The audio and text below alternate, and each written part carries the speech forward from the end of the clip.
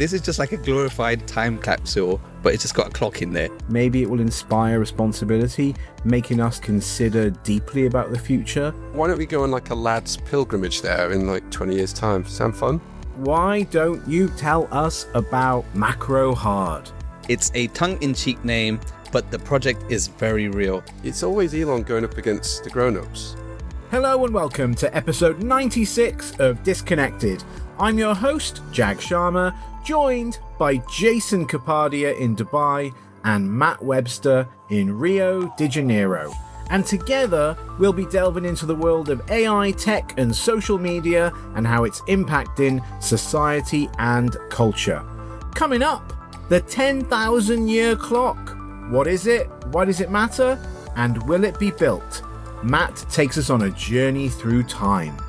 You've heard of Microsoft? How about Macrohard? No, it's not one of the websites Jason uses a VPN for. It's something Elon is working on, and Jason will take us through it. Amazon Prime, Netflix, Paramount Plus, Disney Plus, ESPN Plus, MGM Plus, Peacock, HBO Max, Sky Stream, Hotstar, Hulu, Apple TV Plus. Yes, we're talking the streaming wars. And how many streaming services are enough, as well as other trending topics. You know what, guys? Let's get straight into it. And Matt, why don't we start with you?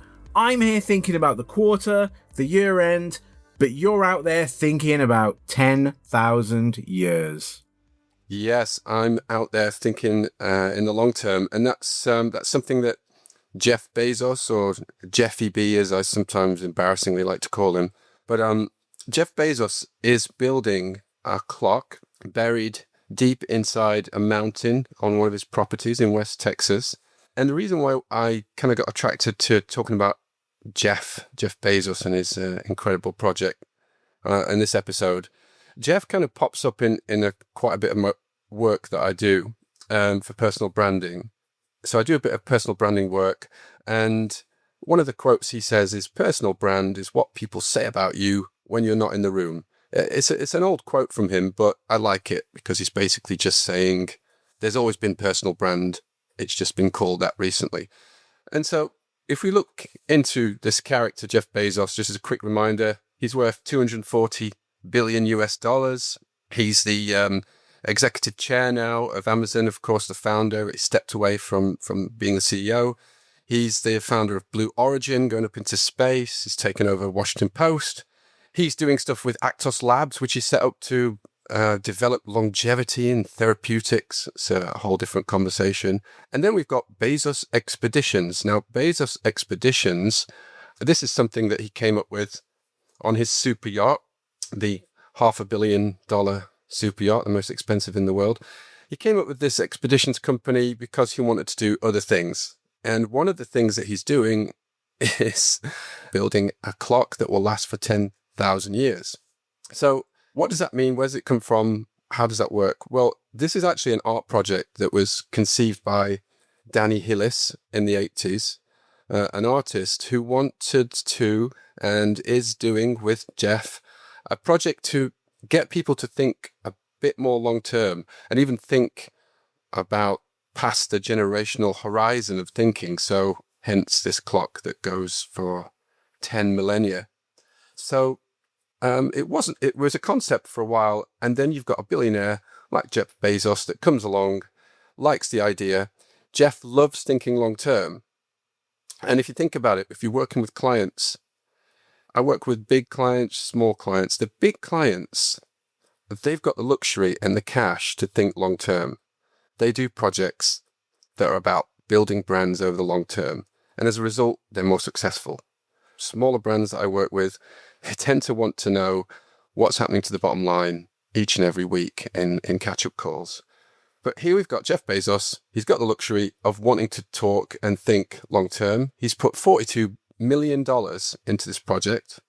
This clock is actually being built already, and it's 12 foot in diameter. Imagine a cylinder that goes up 500 foot. This is the crazy stuff here, right? So it ticks once a year, chimes every 100 years, and once every 1,000 years, a cuckoo comes out, right?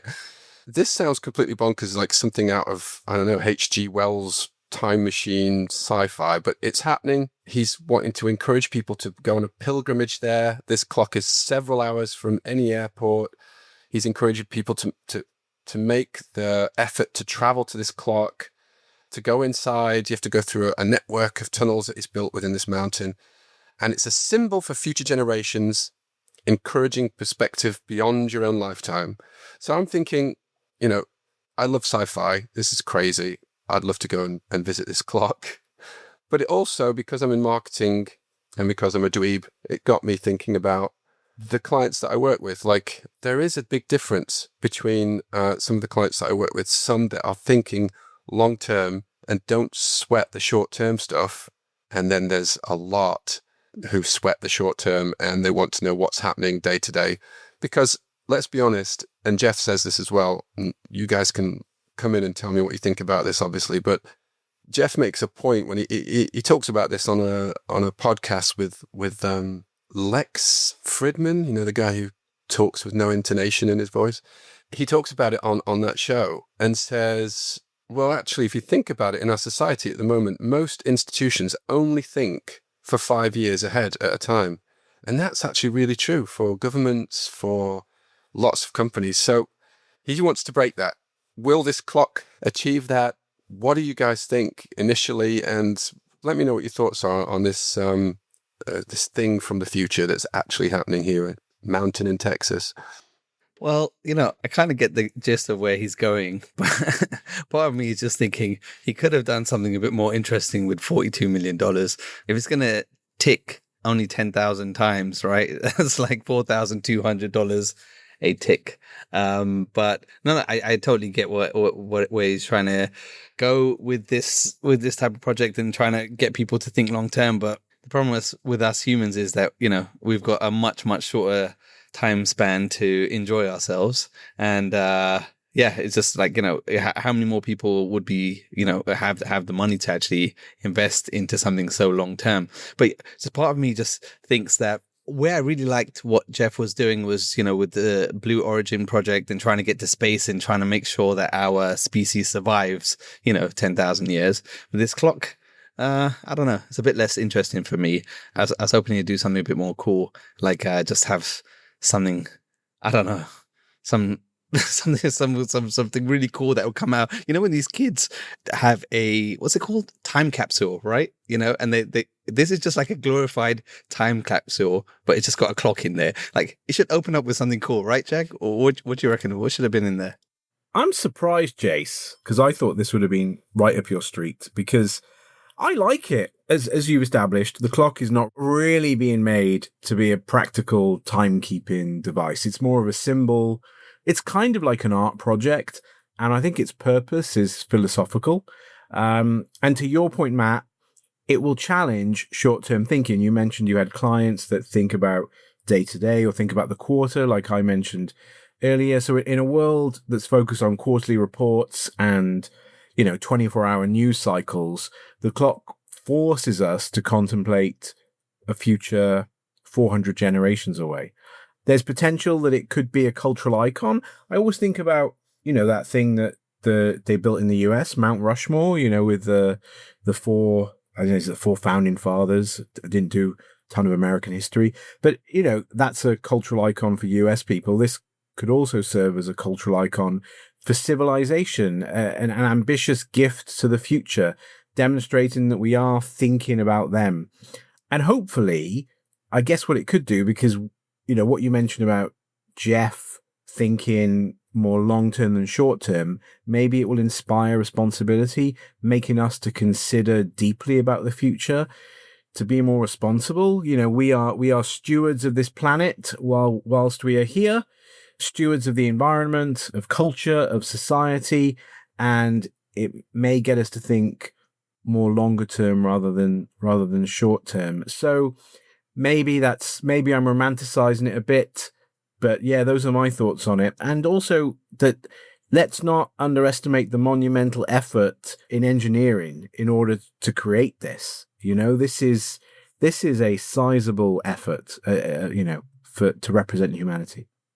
Matt, I've got a quick question. If it only ticks once a year, right? Like, or it chimes, what do you say? It chimes how often? It ticks once a year. It chimes every century. And Wow, then okay. every millennium, every 1,000 years, a cuckoo comes out. Wow. Do you think that it's buried deep underground, right? So Yes. do you think that a lot of people would like venture in there just, oh, it's going to go off, it's going to chime, it's going to cuckoo, Yeah, Here we go. Yeah. Get the drinks ready. Yeah. And then it just goes, and you're like, oh, we hiked for 24 hours for that. But you mentioned earlier, and yeah, thanks, Jag, for mentioning the engineering epicness, if that's a word of this. But going to your point, Jace, about is it really going to keep the time? Actually, according to Jeff, there's a mechanical computer on board. It's completely mechanical with wheels and levers that actually adjusts for the Earth's rotation as time passes. So it is, according to Jeff and his team, it is going to keep the time real. And they're going to have the time which is arbitrary that we've come up with as humans on the clock. And on the other side, the astrological time will be on there. So where the stars and the moon and everything. So where we are in terms of time in the universe on one side, and human arbitrary units of minutes and hours and AD 2025 on the other. So yeah, a lot of effort, a lot of engineering, creativity, a lot of budget. But in the end, it's an art project. I think it's an amazing art project to get us to think just past the horizon of what we're used to thinking. And one thing that he does admit is nobody's going to give a crap about this for ages. So it's just going to be people like us just kind of smirking and laughing and like, what the hell's this? This is crazy. What a megalomaniac. What an ego freak. He could have spent his money, feeding.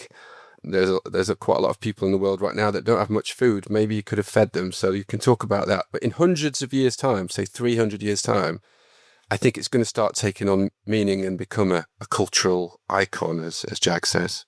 Which astrological signs, like the Chinese zodiac or the Western one? Oh, for God's sake. No, not astronomy. The one that's embedded in science, okay? The one that's like, that connects to cosmology, astronomy, that's the one. Are you not saying that Russell Grant and Mystic Meg are embedded in science? Oh my God, can you imagine if because there's these chambers, right? The one final thing that I haven't mentioned, just to add another layer of intrigue, there are chambers within the clock, right? So there's going to be 5 chambers, one that represents year 1, one that represents year 10, 100, 1,000, and 10,000. So in those chambers, these are like time capsules that you put in the ground as a kid, where you put in, your favorite panini stickers and chewing gum and whatever you put in there. But this is on a grander scale. Can you imagine? Because he's asking people now, they've done the year 1 chamber, and he's asking people what they should put in the 10-year chamber. And obviously future generations will figure out the 100-year, 1,000-year, and 10,000-year. Why don't we put in a massive giant effigy of Russell Grant that appears in the 10-year chamber? That could be, or Mystic Meg and Russell Grant just kind of appear and greet the visitors. Maybe that's our entry, because he's asking for people to provide ideas for the 10-year chamber. So I'll put that forward. You can actually go on the website and subscribe to visit the site once it's finished. So why don't we go on like a lad's pilgrimage there in like 20 years' time? Sound fun? Do you know what's in the chamber right now? Because you said they put stuff in year 1. Do you know what they put in year 1? It's probably just lots of Amazon vouchers and photographs of Jeff with his new wife. I've got no idea, mate. Yeah, I'm searching for it now, but I'm not finding it. I do wonder. Surely there'll be a bit of info about Jeff, because he's funded it, and he'd want some credit from this, 1,000 years from now. No, you're saying he's a megalomaniac? Come on, he's a humble guy. I mean, he might be the next Jesus 1,000 years from now. Who knows? Yeah. Oh my God. Okay. I don't even want to think about that. I think I prefer astrology to that thought. But yeah, on the engineering side, I was impressed with it. Yes, I think people will care about it hundreds of years from now. But will they still question it? Will they be like, oh, at the time it was built, the world was going through a lot of challenges. Will they care? Will they not care? I guess maybe not, because do people care what the state the US was in when they built Mount Rushmore? I guess not. Did they consider what else could have been, how else that money could have been spent? I don't think so. I don't think people look at the Taj Mahal and think what else could have been spent at that time. So I guess, yeah, people won't care. They probably will be impressed, actually. They probably will. Yeah, they won't care about the budget. They'll just care that it exists. Like Taj Mahal's perfect example. So, yeah. I think they would care more if, like, Jeff had some really cool messages. Every year there'll be like a secret message or lottery numbers or something, some like prediction that he had or some wise quotes or something, people would care instead of just a chime. But anyway, that's my wish. Do you want him to like appear like from out of a cave, like a certain religious icon? I mean, it's starting to get weird. I mean, imagine appearing there and then this guy, 200 years from now, you're not going to care who Jeff Bezos is, but this hologram of this buff guy with no hair just kind of telling you what you need to do to go about your life in a better way. I mean, is he creating a new religion? Is that what we've uncovered here? That he's trying to create like Jeffianity 200 years from now? He might still be alive in 200 years from now because, with Google working on... Oh, God, you're right. Working on that whole thing where you can upload your consciousness. And I think Amazon are also working on something similar for not just longevity, like literally like not dying. So even if you physically die, your brain is uploaded to the cloud. So he could still be around then, just in a different form. And maybe that form will have hair. So maybe he's the tour guide that takes you up through the clock with loads of flowing locks. He's just like an old Jedi that lives there. They've just recreated him, and there's like 100 of them, and they're all annoyed that they were Jeff Bezos, but now they're just tour guides for... There's one at the gift shop, there's one that's like the director of the site, and they're all kind of annoyed with each other because there's a hierarchy within the cloned versions of themselves. Jesus, that was a weird thing to say. Okay, should we move on? Yeah, I guess we should move on. I was about to ask what happens if the clock stops working, but I did read into it, and it seems pretty decent and stable. I guess it'll make... You mentioned that it won't make headlines in our lifetime. It'll make headlines if it stops working. Just need to pop in a couple of AA batteries and it'll carry on. Right, I'll take from your direction, Matt, and yes, let's move on. And yeah, Jason, why don't you tell us about Macrohard? Macrohard, yes. So just a couple of days ago, August the 22nd, I believe, Elon Musk took to X to drop the bombshell saying, join XAI, help build a purely AI software company called Macrohard. It's a tongue-in-cheek name, but the project is very real. And he elaborated saying that software companies like Microsoft don't make any physical hardware. And he's saying that it's possible to simulate them entirely with AI. And now for context, this isn't the first jab that Elon's had at Microsoft. He's tweeted like back in 2021, Macrohard is greater than Microsoft. It was a fun poke, but fast forward to this year, it's evolving into something quite serious under his XAI umbrella. And according to reports, Macrohard aims to create AI agents that can essentially recreate or simulate entire software companies. So think of it as AI building AI-driven software ecosystems. And so, well, why does this really matter? Because, obviously Elon, he's a change maker with, Tesla, SpaceX, all the rest of it. It seems like he's really serious about democratizing software creation, like there are quite a few other companies trying to do it. But I think now we're just talking about the vision, and if he managed to achieve it, picture a world where instead of paying monthly subscriptions for Microsoft Teams, Slack or Salesforce or whatever, you could just generate your own versions tailored exactly to your needs. So no more bloatware or rigid pricing tiers.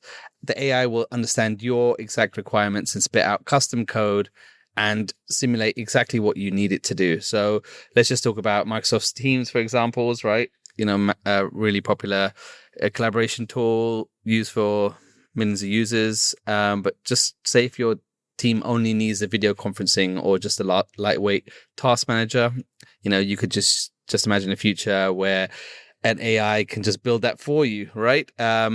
I think that's the future that we're going to go to. And like, just imagine it generating your antivirus software or even cloning Microsoft Windows entirely. Now, I don't know how trustworthy it's going to be because, this AI software, how well can it deal with security? But it can constantly evolve and, based on your prompts or agents working in the background, right? So just imagine this type of world where the software that you need is just generated by these AIs, right? And now I think obviously there is the security nightmares that potentially could happen and the ethics of it, right? Because like I just think of my job and, I create software, one quite popular app. And if it was a situation where people could just create their own apps and obviously I'm going to be out of a job. And I'm sure that's actually going to be the situation in the future. But like, what do you guys think of a world where every piece of software that you use is just customized to exactly what you need and nothing else?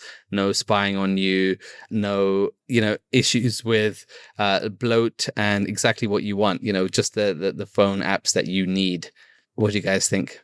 My first reaction to that is, isn't that going to be a little bit confusing and all over the place? So if I've done that and I've created my own bespoke communication apps, the way that I want to communicate with the world via Zoom or Teams or whatever, how easy is it going to be for other people to integrate and use my suddenly bespoke piece of software? Is that integration going to be easy? Because, at the moment you send Teams or Google Meet or Zoom and everybody knows how to plug in and to use Zoom. What if I've suddenly created Matt Webster Speakathon Mark II and people are going to be like, what's that? I don't even trust that. What is so?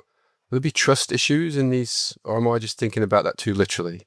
No, I reckon, it could all be run in a web browser. So, you would send the link to join the meeting and then it would ask permission for your mic or whatever. And, it could be, that security angle that you want to create your own version of it. So no one, they can't snoop, or, it could just be one that changes your face into someone else, or your voice or anything that you would want to do on this type of the software. Obviously the Teams ones is one example, but yeah, the interoperability is probably something that's key. But you would say to the AI that look, make a piece of communication software that links into all these open standards, so everyone's AIs can talk to each other or whatever. I don't know, but it's going to be an interesting world where, I'm paying so much money for all these SaaS software. And I'm just thinking I've actually replaced one or two with just some custom code that I need. But obviously it's currently quite difficult to generate working apps with the AI tools right now. You have to really sit there and spend a good couple of hours to get something that's good. But the future, it seems like, I don't know, the AI is going to be doing a lot for us on that front. I mean, Jag, what do you reckon? I've got kind of mixed feelings on this. So I see opportunities and challenges. So opportunities, many. First mover advantage. So first mover AI native software. I love the ambition to build a software stack entirely from AI from the ground up. It's a novel concept.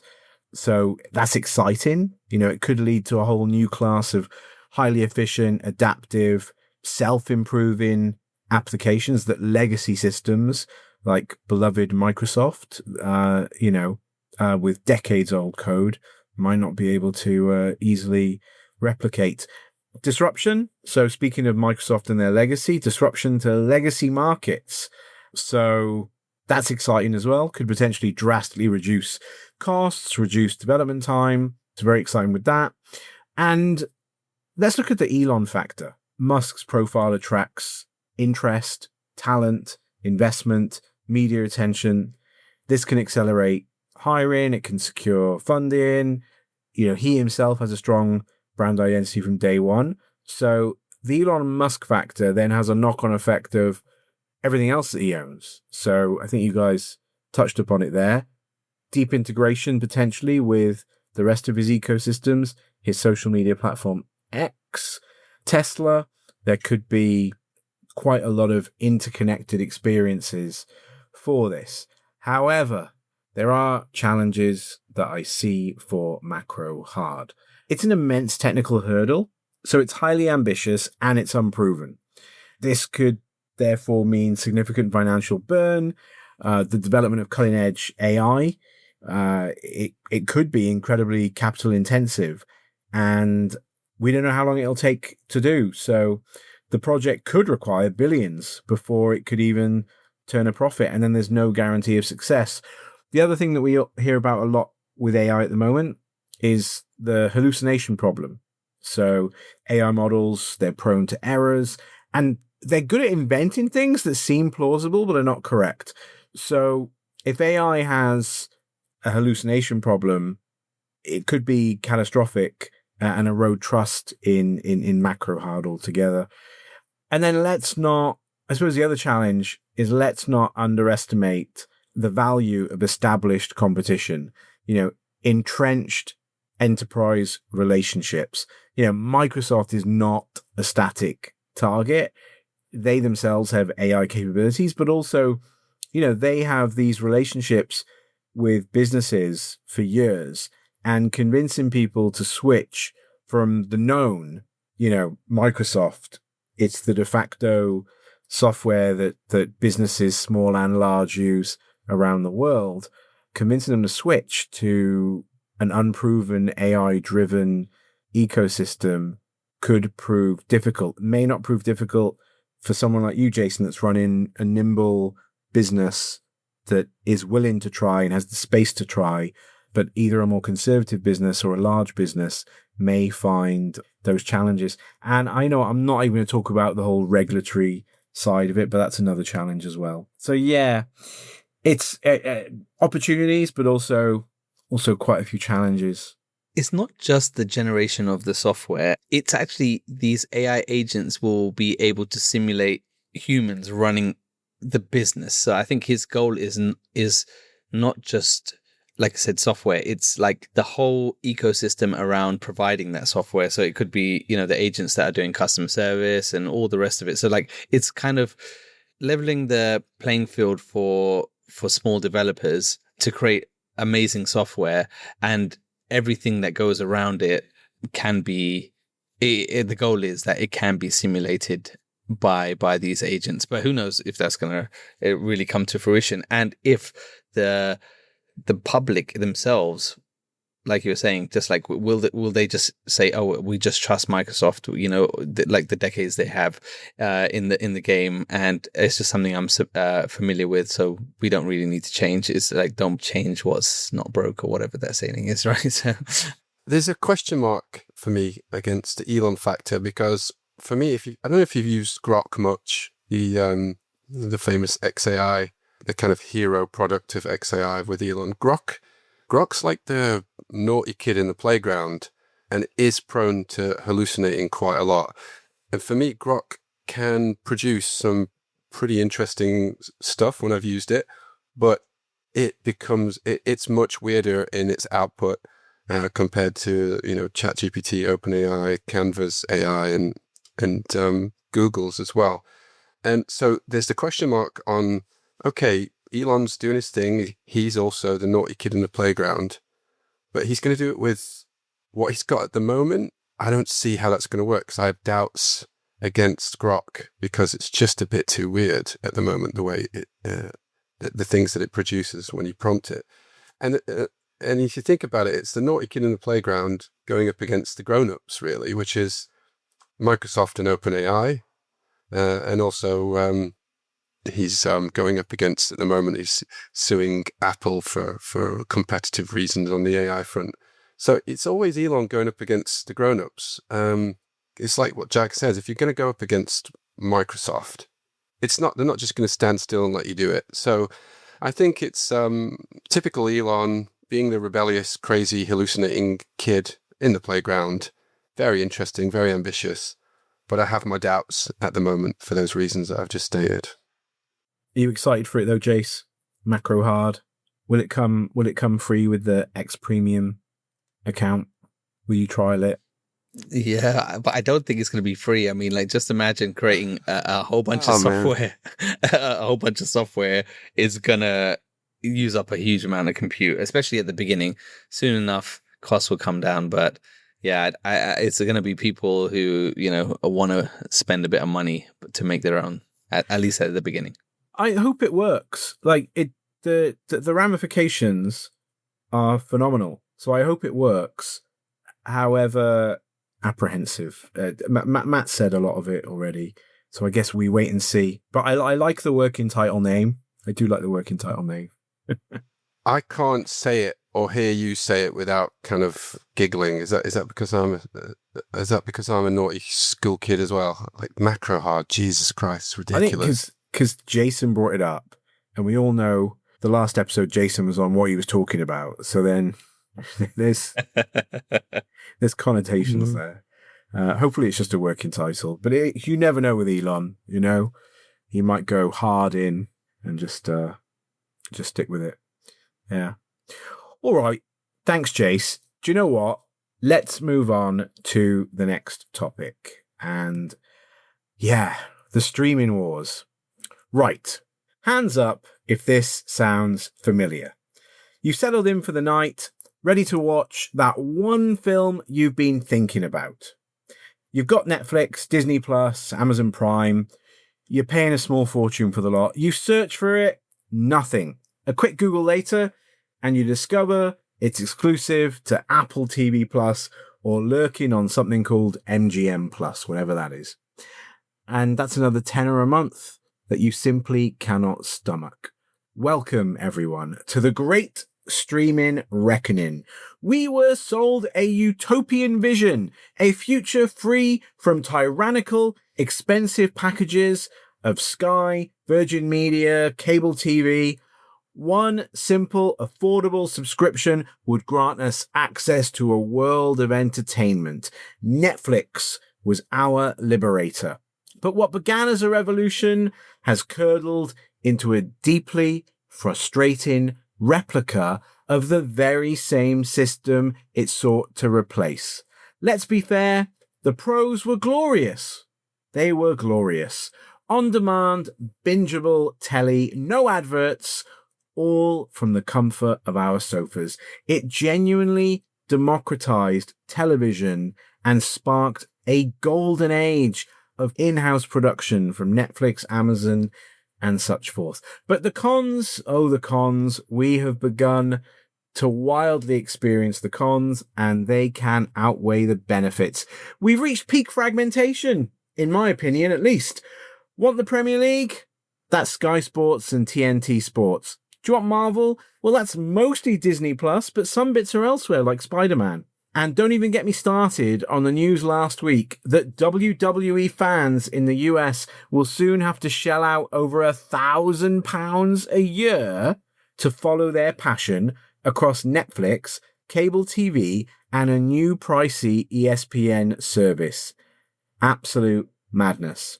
And we, the viewers, have hit a wall. A new government report in the UK shows something fascinating. While overall piracy is down slightly, movie piracy is actually on the rise. Live sports piracy has hit a record high of 38%.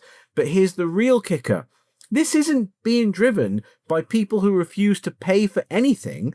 Researchers spoke to people who were already paying for multiple legitimate services. They have just reached their personal breaking point. They describe a breaking point mentality, a principle that many people simply refuse to pay above a certain amount. When every studio and network decided to hoard their content on their own platform, viewers essentially went on strike. The mindset has shifted from I should pay for everything to I'm already paying my fair share. If that doesn't cover it, well, then that's the industry's problem. And who can we blame? Who can we blame? Can we blame them? Can we blame the users? We're suffering from acute subscription fatigue. It's no longer convenient. It's confusing. it's an expensive part-time job managing all these logins and direct debits. The industry solution? More services. HBO Max launching soon in the UK. Buckle up. This has real-world consequences. Piracy sites are riddled with security risks from malware. Jason knows this. I love talking about malware and cybersecurity. So from malware to identity theft, and let's be absolutely clear, piracy hurts the creators, the writers, the actors, the crew who rely on the revenue stream. It's not a victimless crime. I'm thinking about that ad from years ago about, you wouldn't steal something from a shop, so why would you steal a DVD? Anyway, but the industry is utterly complicit here. They've taken a beautiful, simple idea and greedily splintered it into a dozen pieces, each demanding its own ransom. They've made the legal option so convoluted and expensive that they're actively pushing people back towards illegal alternatives. South Park was even parodying this a few years ago with their episode, The Streaming Wars, and it's only gotten worse since then. So what's the future? Are we headed to an era of rebundling where services like Sky Stream try to package them all together again, essentially recreating the cable TV that we all fled from? Or will the sheer weight of competition cause some of these smaller services to collapse or merge? Perhaps the future is a constant churn, subscribing to one service for a month, binging on a good show, cancelling, moving on to the next. A miserable transactional way to experience art. It feels like to me that we're at a tipping point. The golden age of streaming is over. What comes next? I'd like to hear from you guys, but it's clear that the current path is unsustainable for everyone except the corporate giants counting their subscription fees. So where's your line, guys? How many subscriptions are too many for you? And more importantly, if you could wave a magic wand and redesign the entire streaming landscape, what would you do? What would you do to make it better, simpler, fairer? What would your ideal system look like? Rant over. Keen to hear your thoughts. That's a wonderful rant. I was following you all the way, and I had like Paramount Plus popping up in my brain, and then HBO Max becoming Max, and then Max going back to HBO Max 2.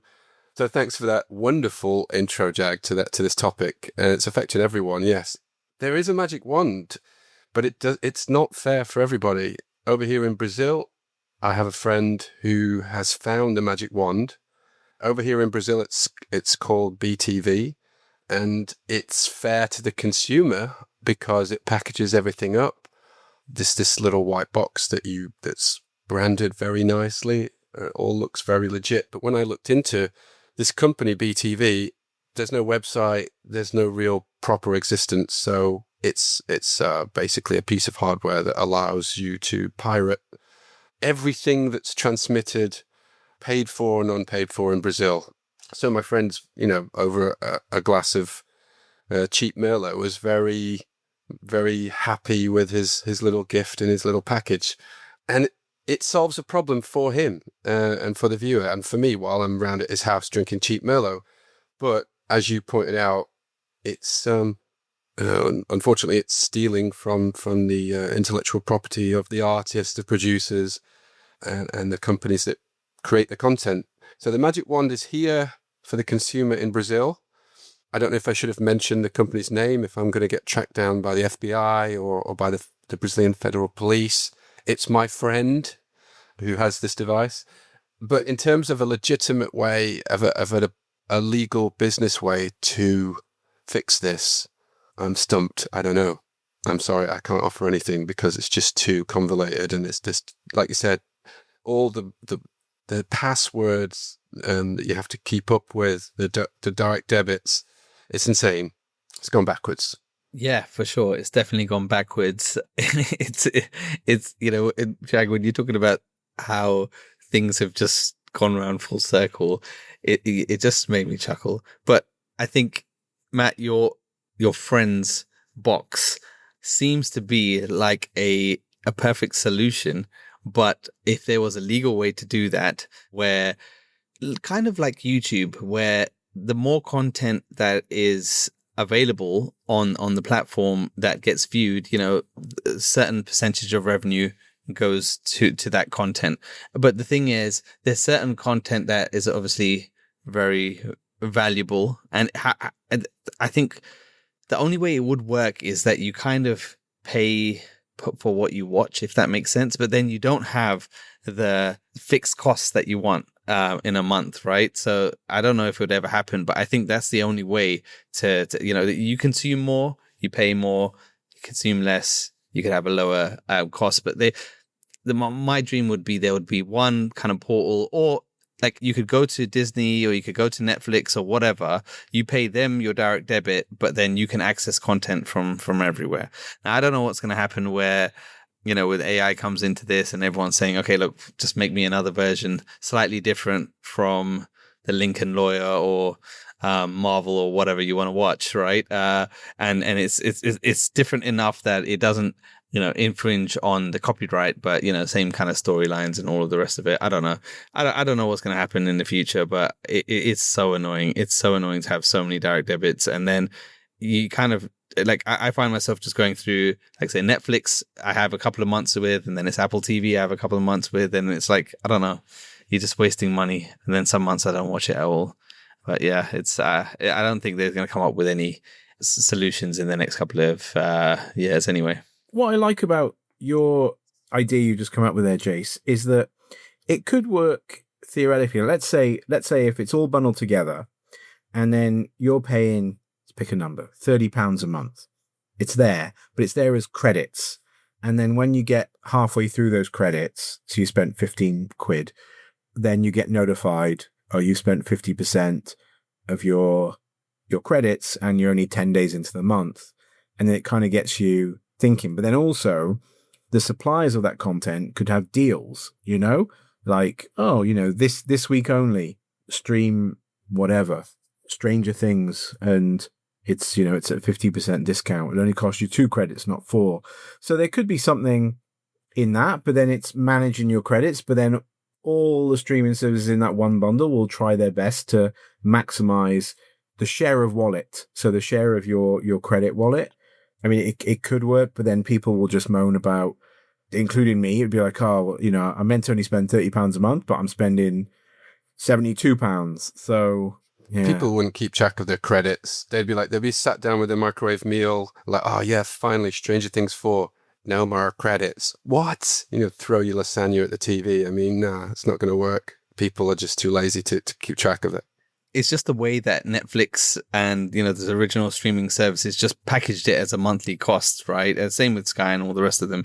It's just set this expectation. But like, if you went to see like 50 movies in a year, right, you expect to pay more than someone who's gone to like 10 movies a year, right? You're consuming more content, you're getting more enjoyment out of it. You should theoretically pay more, but I guess it's just the mindset for, it's going to be so hard to change that. By the way, without using AI, you mentioned Lincoln Lawyer. So would Elon change that to the Grimsby Solicitor? You know, would that be the AI alternative series? I'm available for alternative movie titles, Elon, if you're listening. So I did read into this, and I did come up with some predictions of how the landscape could look a few years from now. So I'll reel some of these off, and it'd be good to get your perspective. So the obvious one, market consolidation. The current number of major standalone services will shrink, you know, and there could be mergers or acquisitions along the way. The rise of the super bundler. So Sky are already trying it with their Sky Stream, and we touched upon it. So a third-party platform, you know, likely from a company like Apple, Amazon, or Sky, you know, having a single dashboard and a bill for a customized bundle, kind of similar to what Jason said, but not the credits version. Advertising as the default. So we're kind of starting to see this. So on things like Peacock, if anyone has access to that, or Paramount Plus, advertising comes through as the default as a subscription tier.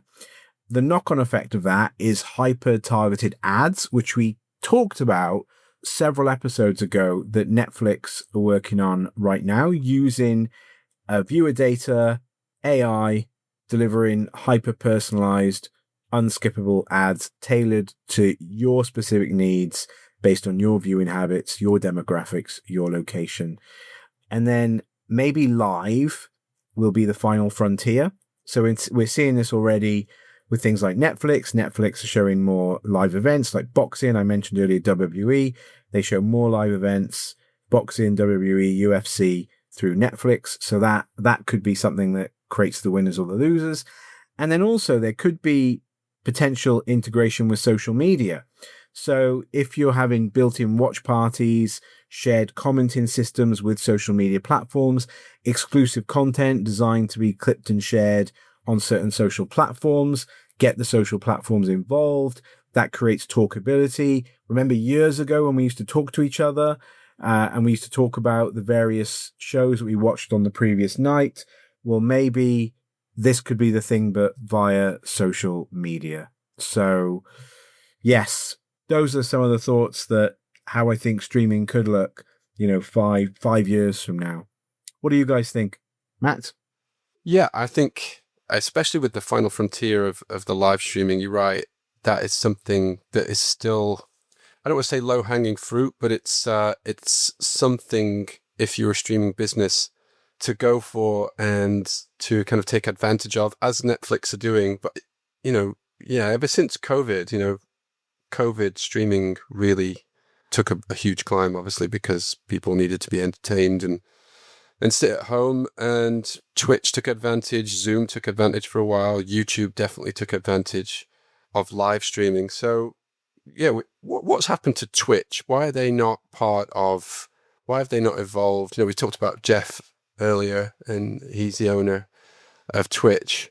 But I guess we're way above that here with this conversation, aren't we? We're talking about the giganta players such as Netflix, Paramount, Fox, etc. So I'm afraid I don't have the solution, and I don't know where it's going to go, but it needs to change. And who's going to be the one to simplify it, to bring it back to where it is? I would guess it's Netflix, isn't it? I mean, they're the ones with the power and the money still at the moment. Coming back to what you said earlier about thinking long term and that being a big benefit, I think that could work here. Because we look at Netflix's strategy compared to some of the others, they seem to be looking certainly a little bit more medium to long term than some of the other players. But yes, I guess none of us have the answer, but we all have the frustration. So there we go. I guess it's a wait and see, but hopefully the number of services will reduce and it will become less complicated. Do you know what, Matt? Do you know what, Jace? On that note, I think we'll wrap it up there. So yeah, thank you. Thank you, guys. Thanks for your efforts. Thank you, Matt. Thank you, Jason. Thank you, listeners. This has been episode 96 of Disconnected, and we'll see you on the next one.